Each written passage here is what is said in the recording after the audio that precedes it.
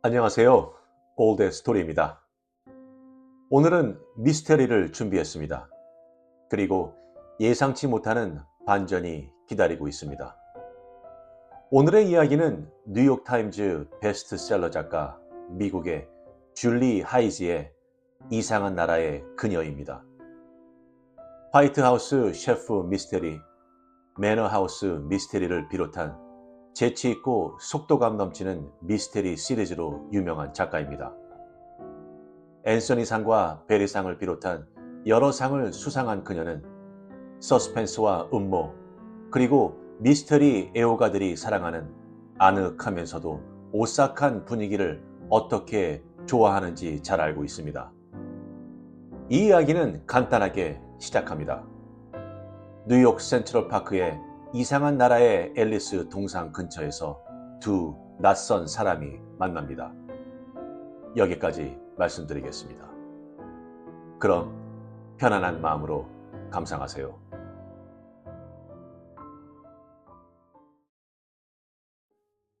이상한 나라의 그녀, 줄리 하이지. 벤치에 앉은 젊은 여자가 짧게 자른 백금발을 만지작거리던 손길을 멈췄다. 놀라서 고개를 든 그녀가 손으로 햇볕을 가리며 되물었다. 뭐라고요? 혹시 어린 시절을 되돌아보고 계시냐고요?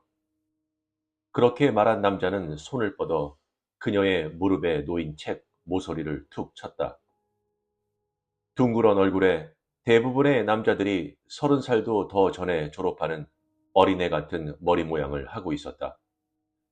검은 테 안경에 갈색 턱수염을 덥수룩하게 길렀고 배는 불룩 나왔고 낡은 메신저 백을 메고 있었다.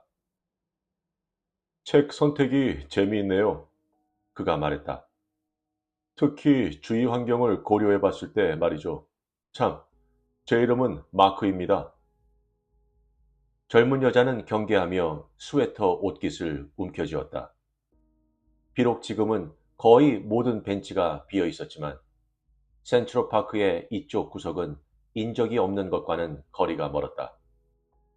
3미터가 넘는 이상한 나라의 앨리스 동상을 배경으로 관광객들이 이리저리 포즈를 취하고 있었고 아이 딸린 가족 셋과 대학생 무리 하나가 열성적으로 사진을 찍고 서로 보여주고 있었다. 저는 이상한 사람하고 얘기 안 해요. 그녀는 말하고 번쩍거리는 형광 제끼 차림에 어린애 둘이 아장거리며 거대한 동상에 기어오르려 애쓰는 모습에 관심을 돌렸다. 아이들의 아버지는 흰 토끼에 기대어 휴대폰을 들여다보고 있었다. 저 이상한 사람 아닙니다. 그는 그녀 앞에 앉아 무릎에 가방을 놓았다. 하지만 그 말을 들으니 의문이 생기네요. 그쪽은 어떤 사람인데요? 그녀는 대답하지 않았다. 나지막한 버섯 위에 엎드려 있던 아이의 통통한 손이 잡고 있던 것을 놓치고 아이는 옆으로 미끄러져 세게 떨어졌다. 다음 순간 귀청이 찢어질 듯한 울음소리에 아버지가 정신을 번쩍 차렸다. 그는 휴대폰을 주머니에 넣고 아이를 안아 올렸다. 마크는 그들을 가리키며 몸을 기울였다. 학교에 가야 하지 않을까요? 너무 어려요. 그녀는 말했다. 이보세요. 이러고 싶진 않지만. 그럼 그러지 마세요. 그는 한쪽 팔꿈치를 벤치 등받이에 걸치고 한쪽 발목을 다른 쪽 무릎 위에 올렸다. 크게 숨을 내쉬고는 다른 손은 가방 위에 놓았다. 긴장 풀어요. 우리는 화창한 10월 오후, 붐비는 공원 한가운데 제일 인기 있는 장소에 있다고요. 대화 좀 한다고 해댈 것 없잖아요. 그녀는 책을 들어 보였다. 책 읽는데 해가 되는데요? 아니잖아요. 그가 말했다. 안 읽고 있었잖아요, 책. 이게 뭘로 보여요? 이번에 그녀는 책을 들어서 흔들어 보였다. 서핑보드? 그는 근처 계단에 앉아 왼손에 든 책 위로 고개를 숙이고 오른손 엄지 손톱을 물어뜯고 있는 젊은 여자 쪽으로 시선을 돌렸다. 저 사람은 독서 중이죠. 그는 팔을 뻗어 연못 주위를 조깅하는 사람 두 명을 가리켰다. 저 사람들은 독서 중이 아니고, 그러고는 재미있다는 듯한 표정으로 말했다. 놀라운 관찰력과 연역적 추론 능력이 합쳐진 결과죠. 그는 양손을 펼쳐 보였다. 재능이랍니다. 잘난 척이 대단하시네요. 처음 듣는 말도 아닌데요. 잠깐만요. 그는 다시 가리켰다. 이번에는 하늘 쪽을. 그는 고개를 들고 선선한 산들바람을 깊이 들이마셨다. 느껴져요? 그러더니 대답할 짬도 주지 않고 말을 이었다. 바로 이 무렵의 익숙한 냄새. 그쪽도 느껴지죠? 죽음과 새로운 시작이 들이쉬는 숨결 하나에 실려 있어요. 시들어가는 낙엽과 새로 꺼낸 공책, 매년 가을, 정확하게 찾아오죠. 때로는 며칠 동안 지속되기도 하고, 때로는 숨을 내쉬기도 전에 끝나버리기도 하고. 아주 시적이네요. 하지만 그게 제가 책을 읽고 있었는지 아닌지랑 무슨 상관이죠? 그는 손가락 두 개로 걷듯이 그녀의 책 가장자리를 훑었다. 여기서 한 시간 동안 이상한 나라의 앨리스를 무릎에 펼쳐놓고 있었지만 한 페이지도 안 넘기던데요? 그녀의 목소리가 커졌다. 그럼 날 지켜보고 있었던 거예요? 그는 뒷목을 극적거렸다. 지켜본다니까 무슨 스토커 같은데 그건 아니고 보고 있자니 흥미가 가서요. 지금 무슨 작업 걸려고 하는 거면 아니에요. 내가 호기심이 많은 사람이라 그래요. 궁금증이 많은 사람이요. 그게 아니라 별난 사람 아니에요? 그녀가 말했다. 그는 웃음을 터뜨렸다. 당했네. 아까 이름이 뭐라고 했죠? 말 안 했는데요. 아, 그렇지. 조심성이 많으시네. 그는 희죽거리며 말꼬리를 길게 내렸다. 공원에서 만난 마크란 남자 때문에 익숙한 편안함에서 끌려 나오게 될까 두려운가 봐요. 하지만 걱정 말아요. 그는 손을 내저었다. 사람들 이름을 알고 지내는 게 좋아서 이러는 것뿐이에요. 희한한 취미긴 하죠. 그쪽이 잠깐 좋은 대화를 나눌 만한 상대로 보였거든요. 그는 안경을 콧대 위로 밀어 올렸다. 딱딱하거나 소심해 보이지도 않았는데 제가 흔한 실수를 했나 보네요. 그는 다시 그녀의 책을 건드렸다. 겉표지로 내용을 파악하면 안 되는 건데. 그녀는 탁소리가 나게 책을 덮었다. 전 이만 가볼게요. 아니요, 안 그럴 거잖아요. 뭘 기다리고 있죠? 아니면 누군가를 맞췄나요? 제가 무슨 이유로 여기 있든 그쪽이 알 바 아닌데요? 그럼 이렇게 하는 건 어때요? 그는 메신저 백을 툭툭 쳤다. 그쪽은 여기 뭐가 들어있는지 궁금해서 가지 않을 겁니다. 제가 왜요? 어디 볼까요? 그는 씩 웃으며 가죽끈을 풀고 천천히 가방을 열었다. 엄지와 검지로 그는 가방 안에서 뭔가 단단한 것을 잡아 살며시 꺼냈다. 세상에 이런 일이? 그는 이상한 나라의 앨리스를 꺼내 그녀의 무릎에 떨어뜨렸다. 파란 양장본, 금박 글씨, 그녀의 책과 똑같았다. 그녀는 화들짝 놀랐다. 뭐예요? 무슨 수작이죠? 놀랬다면 미안해요. 그가 말했다. 그냥 재미있는 우연의 일치다 싶어서요. 그뿐이에요. 그냥 얘기나 좀 하려는 겁니다. 어휴. 말도 안 돼. 어떻게 한 거예요? 가까운 서점 가서 사왔어요? 진짜 스토커잖아. 워워워 진정하세요. 그녀가 대꾸하지 않자 그는 다시 말했다. 좋아요. 설령 내가 과하게 친해지려 들었다 칩시다. 무슨 목적으로 그랬겠어요? 그쪽은 똑부러진 사람이고 아주 상식적이에요. 경계심이 조금 과하긴 하지만 여긴 뉴욕이니 그럴만 하죠. 그러니까 생각해 보라고요. 내가 지금 이 책을 꺼내 놓은다고 무슨 흉악한 계획에 도움될 게 있겠어요? 그녀는 금박 제목을 손끝으로 따라가며 만졌지만 대답은 하지 않았다. 이제 내가 말을 건 이유가 순수하다는 걸 알았으니 다시 시작할 수 있을까요? 안녕하세요. 전 마크입니다. 여자는 책을 돌려주었다. 제인이에요. 그는 씩 웃었다. 만나서 반가워요, 제인. 그러고는 책을 펼치고 페이지를 팔락팔락 넘겨서 채쇼 고양이를 찾아냈다. 내가 제일 좋아하는 캐릭터예요. 그럴 만도 하네요. 마크는 킥킥거렸다. 봐요. 알게 된 지 10분 만에 농담을 나눌 수 있게 됐잖아요. 내가 그렇게 짜증나진 않죠? 제인은 대답하지 않았다. 아버지와 어린애 둘은 가버렸고 사진을 찍어내던 관광객들도 마찬가지였다. 대신 5살쯤 된 아이들 10여 명이 와서 동상을 기어오르고 소리치고 뛰어다니기 시작했고 어린이집 이름이 새겨진 티셔츠 차림의 여자 2명이 그 모습을 지켜보았다. 바로 맞은편 벤치에서 20대 3명이 수다를 떨다가 종이컵을 들어올리며 활기차게 건배했지만 그 소리는 바람에 실려가 버렸다. 봐도 될까요? 마크가 물었다. 제이는 그가 자신의 책으로 손을 뻗고 있다는 걸 한 박자 늦게 깨달았다. 그녀는 양손을 탁 내리쳤다. 만지지 말아요. 죄송. 그는 마치 아무 상관없다는 듯 어깨를 으쓱했다.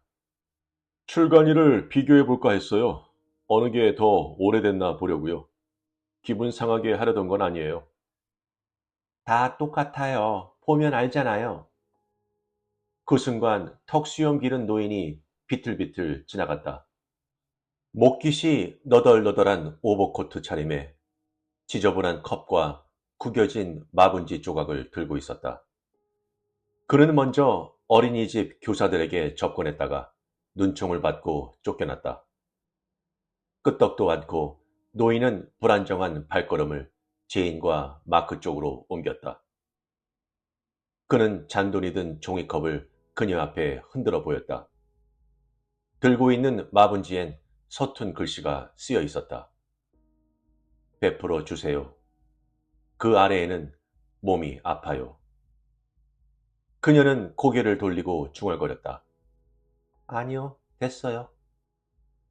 그는 메신저백에서 지갑을 꺼내 1달러짜리 지폐를 몇 장 빼서 컵에 넣어주었다.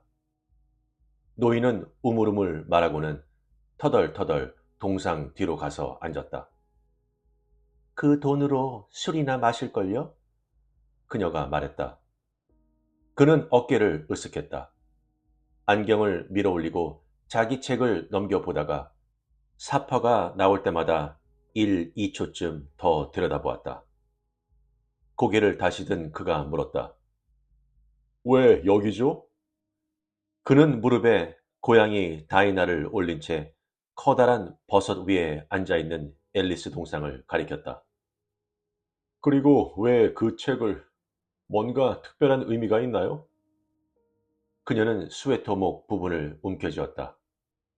무슨 상관이에요? 죄송. 그는 양손을 들어 보였다. 신경 건드리려던 건 아니고요. 두 사람이 같은 시간, 같은 장소, 같은 책이라니 굉장한 우연의 일치잖아요. 나는 여기 온 이유가 있는데 그쪽은 어떤가 궁금해서요. 여기 왜 왔는데요?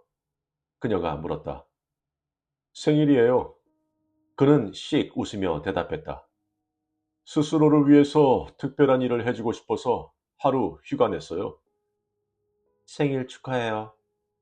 그녀는 열이 없이 말했다. 그는 고개를 끄덕였다. 그런데 이상한 나라의 앨리스를 들고 센트럴파크에 앉아있는 게 특별한 일이에요? 그녀가 말했다. 이번 연도는요. 그는 몇 페이지 더 넘겼다. 나 자신에게 좋은 기억을 선물하는 중이죠. 어린 시절을 되돌아보고 있었던 건 당신이네요? 비슷하죠. 오늘은 아버지 생각을 안 할 수가 없네요. 자식들하고 교감하는 방법을 잘 아는 분은 아니셨죠. 하지만 소리내어 읽을 책만 들이면 묵직한 바리톤의 셰익스피어 영국 배우로 변신했어요. 물론 그때야 셰익스피어 영국 배우나 바리톤 목소리가 뭔지는 몰랐지만 아무튼 아직도 아버지 목소리가 생생해요. 그는 책을 들어보였다. 이 책을 제일 좋아하셨죠. 그녀는 짧은 머리칼을 귀 뒤로 넘기려는 듯이 만지작거렸다. 아버님은 세상을 떠나신 거? 네, 작년 연말에요. 그가 말했다. 안타깝네요. 그는 어린이집 아이들이 기어오르고 매달려 있는 동상을 턱짓으로 가리켰다. 우리가 어릴 때 여기 데려오곤 하셨어요. 앉아서 책도 읽어주고 이곳에 오면 아버지 생각이 나요. 그녀는 말이 없었다. 아이들을 바라보며 그가 말했다. 그날 이후로 처음 맞는 생일. 그러더니 고개를 내저었다. 제 우울한 감상은 이제 됐고 무슨 일로 여기 왔는지 말해줘요. 저보다는 행복한 이유였으면 좋겠는데. 그녀는 뜸을 들이다 대답했다. 왜 여기 왔는지 모르겠어요, 정말. 그녀는 무릎에 놓인 책을 흘끗 내려다보고 다시 동상을 그리고 그를 쳐다보았다. 제가 할 수 있는 최선의 설명은 마무리를 짓기 위해 왔다는 말뿐이에요. 행복하게 들리진 않는군요. 그녀는 눈길을 돌렸다. 범인은 늘 사건의 현장에 돌아온다는 말 알죠? 네. 어째서 피해자에 대해서는 그런 얘기가 없을까요? 아무도 피해자들의 고통에 대해선 얘기 안 해요. 돌아오고픈 마음에 대해서.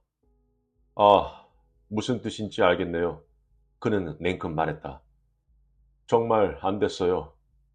어떤 일이었는지 물어봐도 될까요?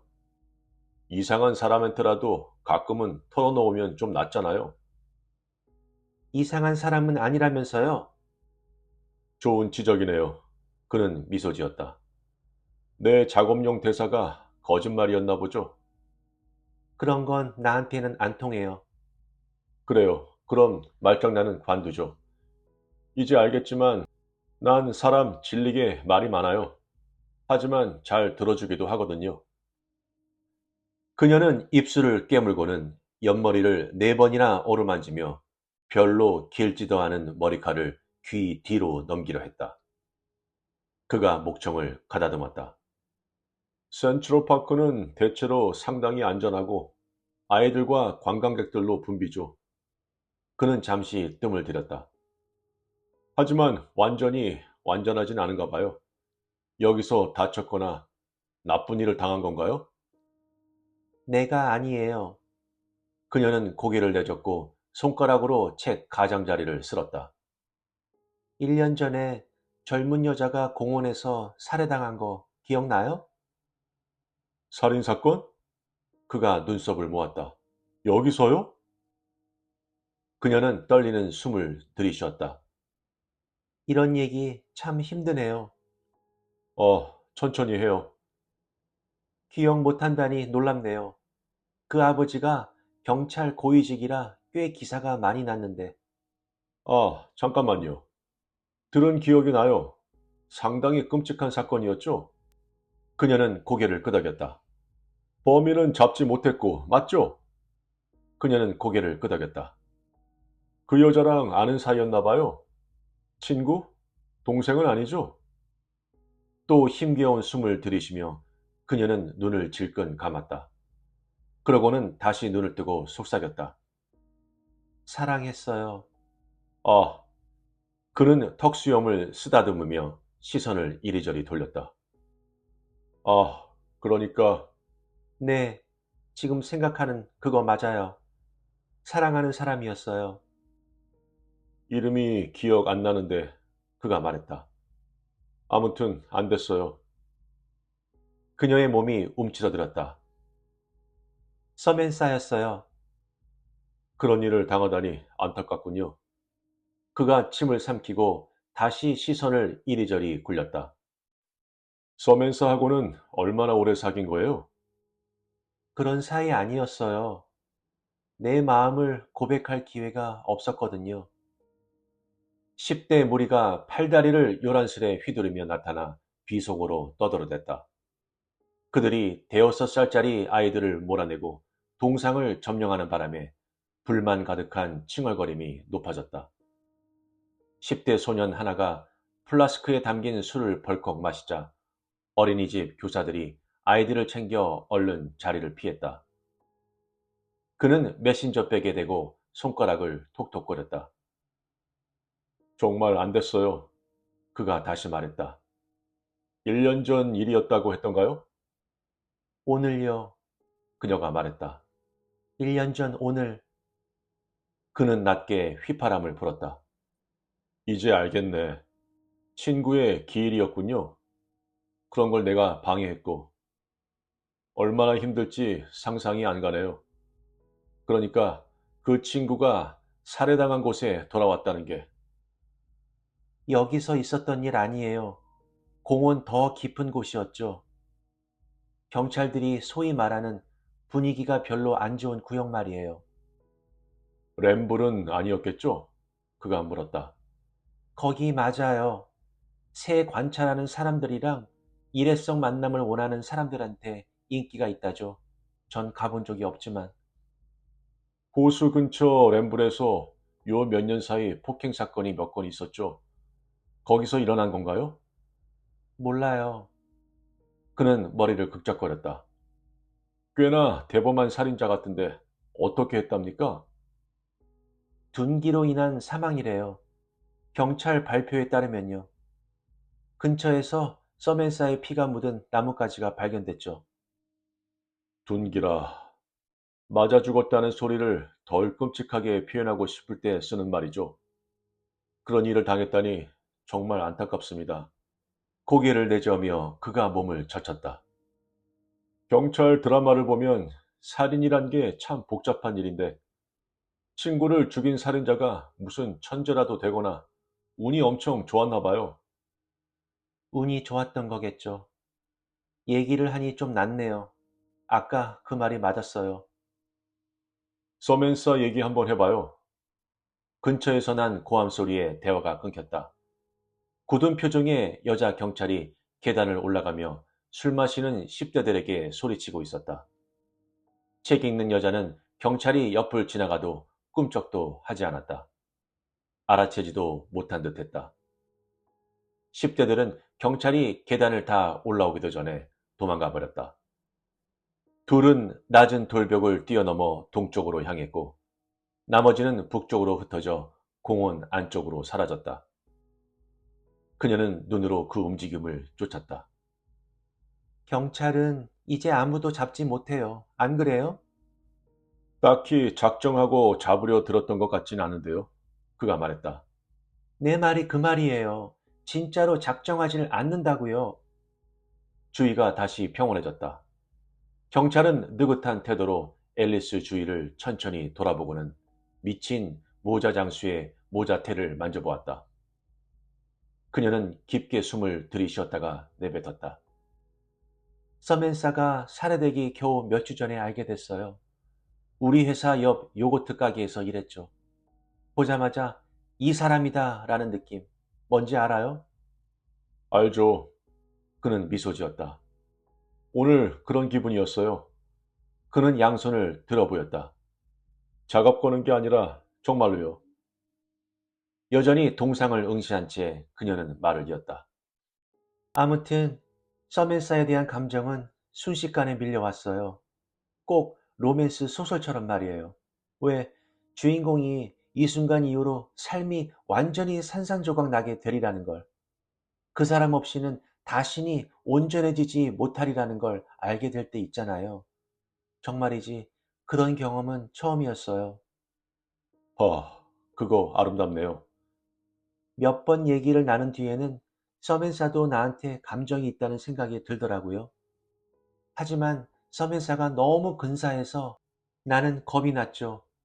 내가 헛짚은 거면 어쩌지? 내 마음을 털어놓으면 다 망치는 거 아닐까? 계속해봐요. 전 가게에 좀 더 자주 들르기 시작했어요. 서멘사도 나만큼이나 대화를 나누고 싶어 하는 것 같았지만 우리가 가까워질 때마다 손님들이 밀려 들어오더라고요. 그녀는 한쪽 손을 가슴에 얹었다. 서멘사는 내가 본 중에 제일 귀여운 흰 토끼 목걸이를 하고 있었어요. 서멘사가 제일 좋아하는 캐릭터였나요? 그가 물었다. 아니면 시간이 늦는 버릇이 있다거나. 아, 아니요. 서멘사는 시간을 잘 지켰어요. 배려심이 있었죠. 그녀는 미소를 지었다. 맑은 날이면 여기 즐겨 오더라고요. 늘 책을 갖고. 뉴욕에서 서멘사가 제일 좋아하는 곳이었던 것 같아요. 얘기를 하니까 좀 낫죠? 안 그래요? 참 이상해요. 오늘 그쪽이 여기에 그 책을 갖고 있는 게 마치 무슨 징조 같지 않아요? 그리고 정말 얘기 잘 들어주시네요. 그녀는 손가락으로 머리를 쓸어 넘기려다 움찔 멈췄다. 그리고는 미간을 찌푸렸다. 아직 익숙하지가 않네요. 오늘 아침에 자른 거예요. 그는 그녀 쪽으로 손을 짚고 몸을 기울였다. 오늘요? 친구가 살해당한 기일에? 잠깐, 맞춰볼게요. 서멘사가 그런 머리였군요. 어떻게 알았어요? 때려 맞춘 거죠. 그는 몸을 바로하고 그녀를 자세히 쳐다보았다. 예뻐요. 하지만 묻지 않을 수가 없네요. 어째서 그랬죠? 그녀는 스웨터를 잡아당겼다. 서멘사와 다시 가까워지기 위한 방식이에요. 그러더니 고개를 떨궜다. 내가 좀 더 용기 있게 마음을 털어놨더라면 모든 게 달라졌으리라는 생각이 자꾸 들어요. 그쪽 탓이 아니잖아요. 상관없어요. 그런 기분일걸요? 그녀의 턱에 힘이 들어갔다. 시간을 되돌려 상황을 바로잡을 수 있다면 뭐든 할 텐데. 바람이 불어와 그는 눈을 가늘게 떴다. 도움이 될지도 모르는 아이디어 하나 있는데 들어볼래요? 그가 말했다. 그녀는 어깨를 으쓱하고는 고개를 끄덕였다. 그는 턱수염 옆을 문질렀다. 어렸을 때 비밀 편지 태워본 적 있어요? 무슨 얘기예요? 한때 유행하던 건데 아직도 하는지는 모르겠네요. 정화의 의식이에요. 다시 힘을 불어넣어주는. 뭔지 알겠어요? 전혀. 좋아요. 그러니까 이런 거예요. 그는 벤치에 기대 다리를 쭉 펴고 발목을 서로 엇갈렸다. 머리 위에 손깍지까지 낀 그가 이야기를 시작했다. 15살 때 여름 캠프에서 교관들이 작은 종이 조각을 나눠주고 우리더러 가장 큰 두려움이나 자신의 바꾸고 싶은 면에 대해 쓰라고 시켰어요. 말하지 말고 서로 보여주지도 말고 완전히 비밀로. 그런 다음 온갖 긍정적인 말이 오가는 가운데 차례차례 쪽지를 모닥불에 던지고 하나씩 타올라 사라지는 걸 지켜보죠. 다른 애들이 할 때는 꽤 진부해 보였지만 막상 하게 되면 그는 양손을 허공으로 펼쳤다가 다시 뒤통수에 내려놓고는 이야기를 계속했다. 아무튼 무슨 말인지 알겠죠? 가장 큰 두려움을 인지한 다음 상징적으로 그걸 파괴해버리면 우리 자신에게 그럴 힘이 있다는 사실을 상기하게 된다는 거죠. 스스로가 그 두려움을 통제할 수 있다는 느낌이 든다고요. 효과가 있던가요? 손을 무릎에 내려놓고 그는 몸을 앞으로 내밀었다. 그랬어요. 아마 그래서 지금까지도 그 경험이 이렇게 생생히 기억나나 봐요. 그 짜릿한 해방감이라니. 이제 어른이 돼서 돌이켜보니 그때 정말 배운 건 감정을 떼어놓는 법이었던 것 같아요. 비록 부정적인 감정을 쉽게 떨쳐버릴 수는 없겠지만 그걸 언제 어떻게 다룰지는 내가 결정할 수 있는 거죠. 그는 잠깐 기다렸다 덧붙였다. 제인도 비슷한 상징적 의식을 치러보지 그래요. 슬픔을 다스릴 수 있게 될지도 모르잖아요. 주인은 오후 그 어느 때보다도 조용했다. 아이 둘이 까르륵거리며 놀았고 나이든 노숙자가 부모에게 다가가서 구걸을 했다. 그녀는 주위를 둘러보았다. 여기서 모닥불 피우는 걸 허락해 줄 것 같진 않네요. 그는 웃음을 터뜨렸다. 그래요? 하지만 뭔가 방법이 있기야 하겠죠. 뭐 생각나는 거 있어요? 아니요. 다람쥐 두 마리가 쪼르르 달려갔다. 전 생각났어요. 제가 보기엔 아주 끝내주는 아이디어 같은데. 뭔데요? 서멘사에게 제인의 마음을 말하면, 그러니까 고백하면 어때요? 그러면 마무리가 지어지지 않을까요? 그녀가 대답하기 전에 그는 말을 이었다. 우리가 지금 여기서 이렇게 만난 것도 이유가 있을 거라고요. 제인이 마음의 평화를 찾기를 바라는 어떤 존재가 있다고 생각해요. 그게 가능할지 모르겠네요. 이러면 어때요? 서멘사의 무덤을 찾아가 보면요. 거기서는 마음을 고백할 수 있을 거예요. 화장했어요. 아, 그는 침묵했다가 잠시 후 다시 입을 열었다. 그럼 공원 내의 조용한 장소는 어때요? 여기요? 아, 여기는 말고 어디 조용한 언덕을 찾아보자고요. 예쁜 잔디밭을. 그는 한 손가락으로 입술을 툭툭 쳤다. 시더힐이 어딘지 알아요? 이번에도 그녀가 대답하기 전에 그가 말을 이었다. 글라드 아치 옆이에요. 그렇게 멀지도 않고 일단 거기 도착하면 혼자 있을 시간을 줄게요. 갑시다. 그는 일어나서 그녀에게 한 손을 내밀었다. 그녀는 뒤로 몸을 젖혔다. 이건 아닌 것 같은데요? 나 못 믿겠어요? 그게 아니라 그럼 왜요? 그녀는 대답하지 않았다. 시간을 되돌릴 순 없어요, 제인. 하지만 마무리를 지을 수는 있겠죠. 제인은 이걸 해야 할 것 같아요. 서멘사도 그러길 바랄걸요. 그는 한동안 그녀를 내려다보다가 동상을 빙 돌아 그 뒤에 오솔길로 향했다. 그녀는 좋게 30초는 꼼짝 않고 있었다. 마침내 일어선 그녀는 책을 껴안고 속삭였다. 마무리. 그녀가 가까이 다가가자 오바코트를 입은 노인의 얼굴이 밝아졌다. 노인은 동전이 든 컵을 흔들며 구걸을 하려 들었다. 그녀는 말을 걸지도 않은 척도 하지 않았다. 그는 오솔길 초입에서 그녀를 기다렸다.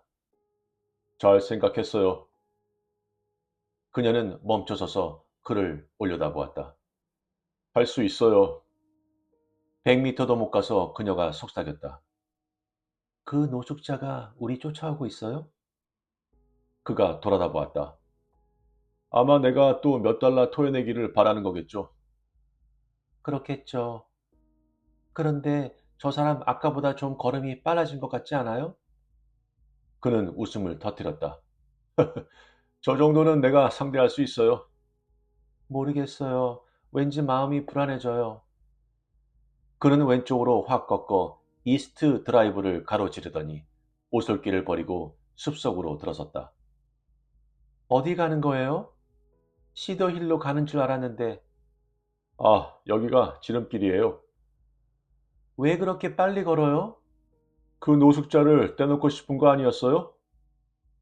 울퉁불퉁한 지대에 들어선 그들은 거인의 손마디처럼 솟아오른 나무 뿌리를 빙 돌아갔다.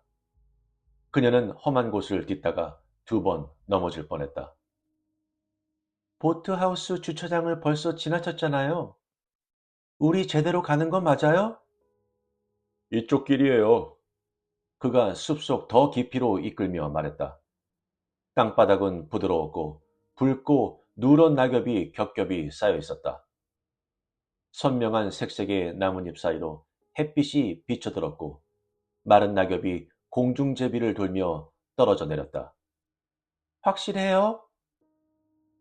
대답 대신 그는 부스럭 소리를 내며 낙엽더미를 밟아 나갔다. 조심해요. 그녀 앞쪽에 쓰러진 나무가 낙엽에 가려져 있었다. 길을 잘못 든 것 같은데요? 그가 돌아섰다.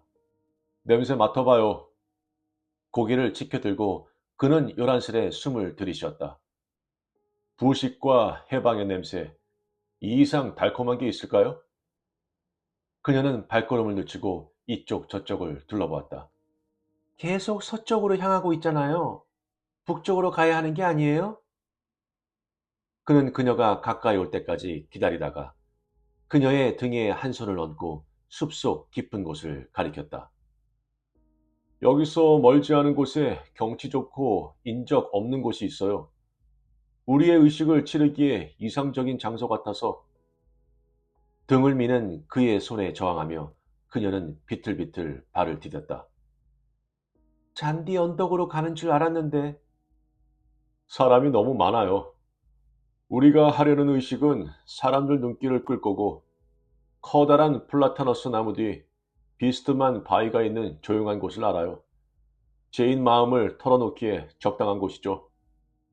그녀는 우뚝 멈춰섰다. 날 어디로 데려가는 거예요? 진정 자유로워지고 싶다면 제인, 이것만이 유일한 길이에요. 어조는 부드러웠지만 그녀의 등에 댄 손은 그녀를 나무 사이로 밀어내고 있었다. 저기만 지나면 돼요. 멈춰요. 왜 여기로 데려온 거죠? 그녀는 갑자기 쇠장에 갇힌 작은 새처럼 위를 아래를 이쪽 저쪽을 둘러보았다. 책을 가슴에 꼭 껴안고 그녀는 그의 뒤쪽을 응시하며 고개를 내저었다. 아니야. 제발, 아니야. 저기 보이죠? 그는 무성한 숲속 거목 바로 뒤에 우뚝 선 바위를 가리켰다. 여기서 보이잖아요. 성스러운 장소 아닌가요? 다시금 그녀는 고개를 저었다. 그는 그녀의 팔뚝을 강하게 움켜쥐었다. 갑시다. 같이 하는 거예요. 날 저리로 끌고 가지 말아요.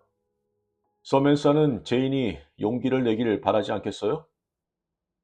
서멘사가 죽은 장소를 어떻게 아는 거죠? 그녀는 대답을 기다리지 않고 그의 소나기에서 빠져나왔다. 온 길을 내달려갔지만 몇 미터도 채 못 가서 깍 소리와 함께 멈춰서야 했다. 오버코트 차림의 노인이 그녀의 앞을 가로막았다. 그가 낙엽 사이를 헤치고 다가왔다. 그보다 더 적절한 질문은 이거예요, 제인. 당신은 그걸 어떻게 아는 거죠? 노인은 이제 말끔한 얼굴로 한 손에는 달고 있던 턱수염을, 다른 손에는 권총을 들고 있었다. 그는 천천히 고개를 저었다.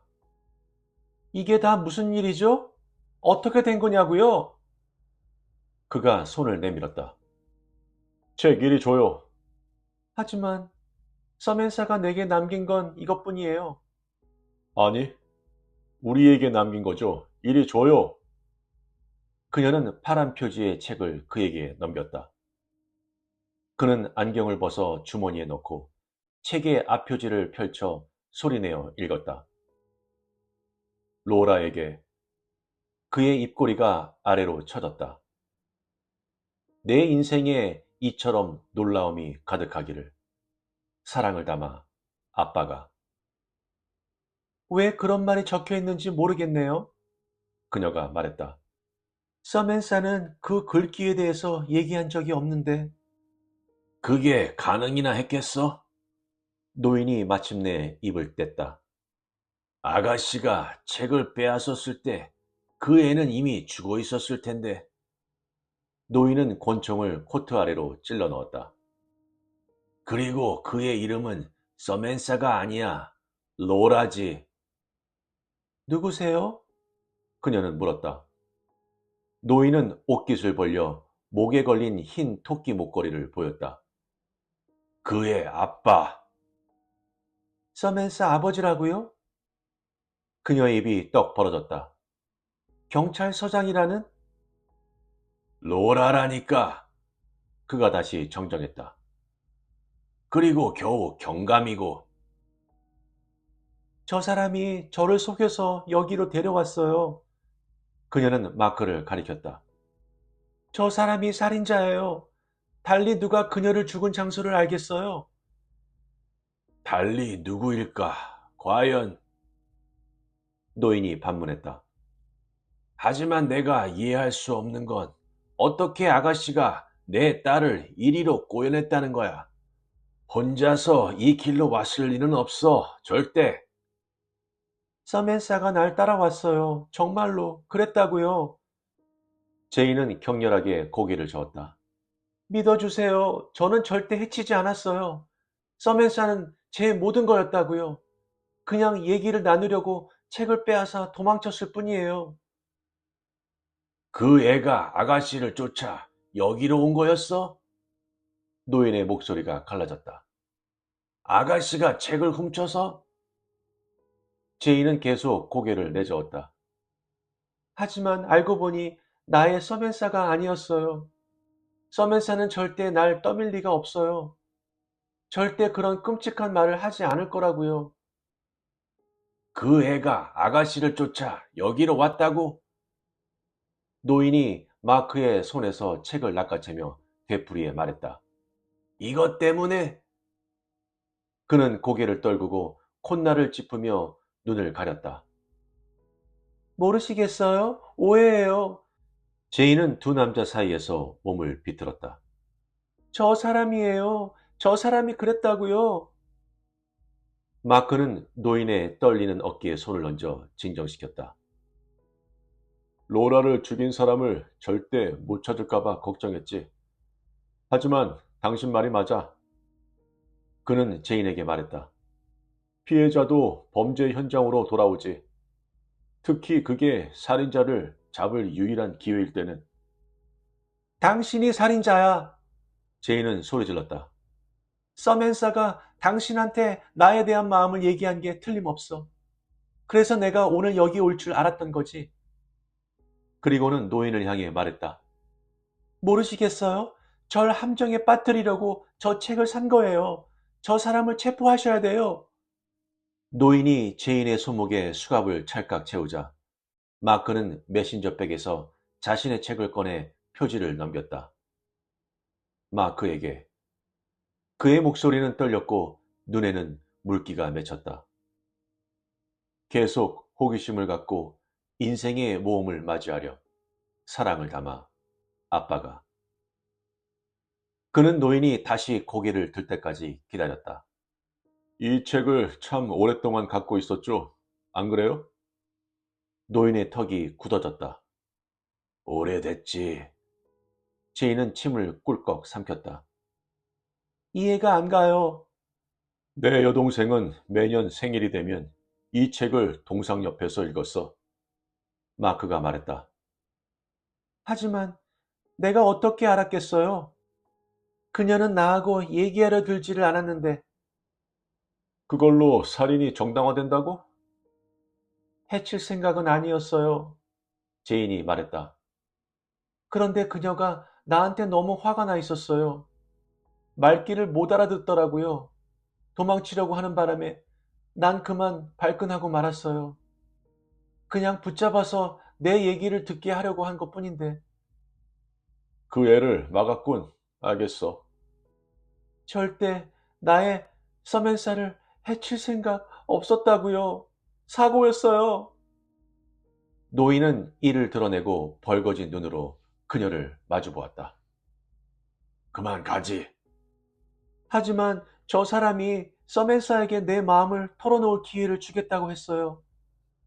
제인의 목소리는 가늘고 날카로웠다. 그녀는 빙글 돌아 마크를 마주했다. 약속했잖아요. 마무리를 짓게 해주겠다고. 그의 이름은 로라였어. 노인이 말했다. 그리고 아가씨는 마무리를 법정에서 짓게 될 거야. 그는 제인의 수갑을 끌어당겼다. 우리의 마무리는 오늘이었고. 마크는 노인의 어깨를 꽉 움켜쥐었다. 돌아오셔서 기뻐요, 아버지.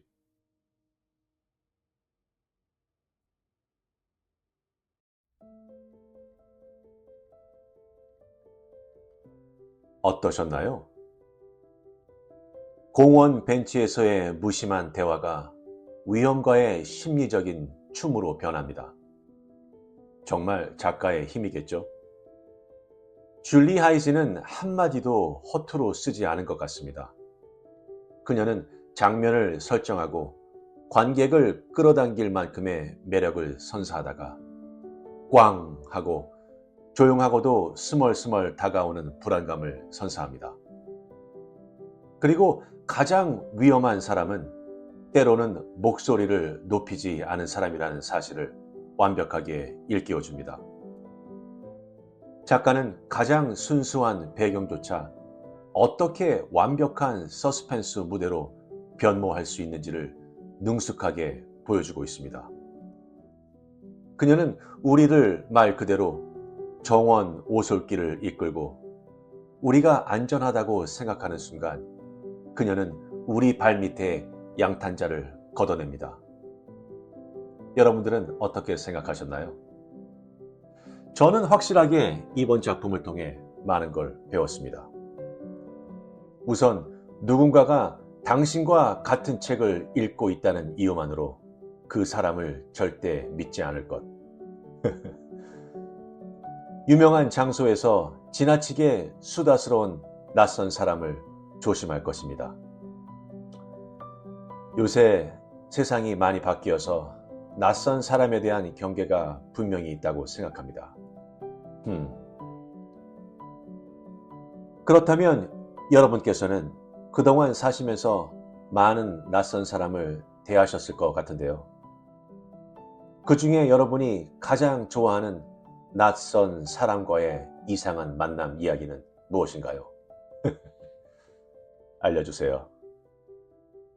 구독과 좋아요는 영상 제작에 많은 힘이 됩니다. 감사합니다.